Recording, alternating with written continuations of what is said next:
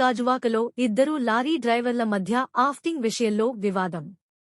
గణపతి అనే డ్రైవర్పై రాంబాబు అను మరో డ్రైవర్ కత్తితో దాడి. తీవ్ర గాయాలు. ఆటోనగర్ వద్ద ఘటన. గాజువాక ఆర్కే హాస్పిటల్లో చికిత్స. దర్యాప్తు చేస్తున్న గాజువాక పోలీసులు.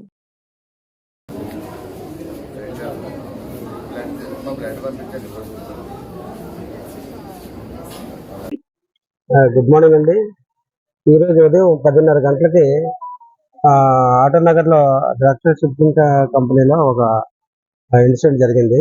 ఏంటంటే లంక గణపతిరావు అనే ఒక డ్రైవరు రాంబాబు అనే డ్రైవరు ఆఫ్టింగ్ డ్రైవర్ అనమాట. రిలీజ్ చేయాలి. 2 days నుండి రిలీజ్ చేయకపోవడం వల్ల వాళ్ళిద్దరు నిన్న ఫోన్లో గొడవ పడ్డారు.